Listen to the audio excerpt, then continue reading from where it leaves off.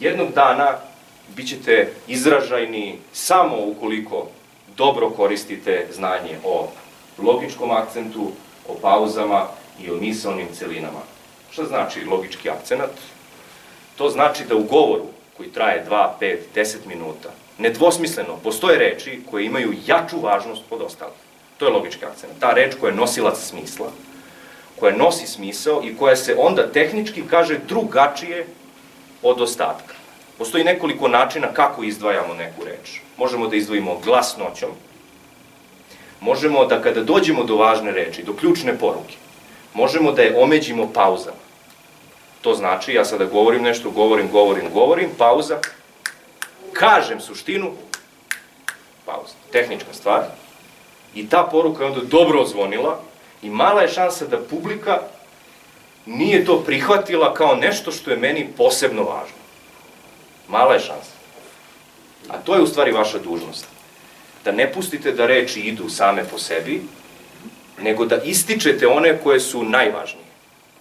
I onda je sada potrebno da se poigravate sa time kako sve možete da istaknete tu neku reč. Ja sam vam dao neke predloge, a u toku radionice ćemo probati nešto od svega toga. Takođe, pauza kao vrlo značajno sredstvo, pričat ćemo o tome.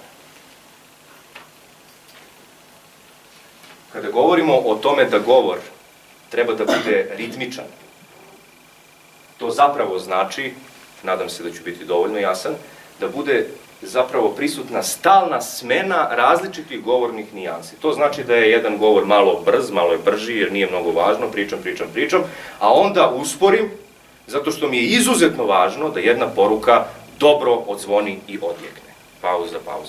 Pa onda opet ubrzam nešto. Tako da, kada govorimo o ritmu, često ilustrativno govorimo i o dirigovanju. Imali ste prilike da vidite onog dirigenta kad vodi orkestar. I da bi stvar bila ritmična, da ne bi bila monotona, da ne bi bila dosadna, u stvari on raspoređuje različite nijanse. Pa uključi malo solistu, na primer, pa slušamo samo tamo jednu violinu ili jednu trubu, onda podigne ceo orkestar, pa se digne, pa postaje glasnije, pa snažnije, pa jače, pa brže, pa onda opet tišina neka, nešto se tamo desi, opet neki solista dođe, pa opet diže, onda ništa, pa onda opet, pa ništa. To je ritam. I kao što imamo onu priču o ritmu prirode, kad biste zamislili površinu zemlje kao reljef, vidjet ćete da tu ima malo brown, to su one planine, pa ima zeleno kao neke pašnjaci, ne znam šta, pa onda plavo, sve se nešto smenjuje, to nam je važno, i u govoru i u prirodi. Smenjuje se, imamo tamo neko more, okeane, pa zeleno, pa onda je godišnja doba, jesen, pada kiša, zima, pada sneg i tako dalje, sve se nešto smenjuje i zato kažemo ritam prirode. Isto tako i u govoru. Ritam govora, da bi bio govor izražajan, da bi bio zanimljiv, da ne bi bio monoton, on mora da bude stalna smena različitih govornih nijansi. A šta su govorne nijanse? Glasnoća, to znači da ne bude uvek iste glasnosti, nego ono što je posebno važno, kažem glasnije. I ako napravite retrospektivu i pokušate da se setite koji govornici su za vas ostavili najjači utisak do sada, u bilo kojoj branši, to su oni ljudi koji dobro ističu važne reči. Da li po prirodi, da li su to osvestili ili nisu, to jeste pitanje.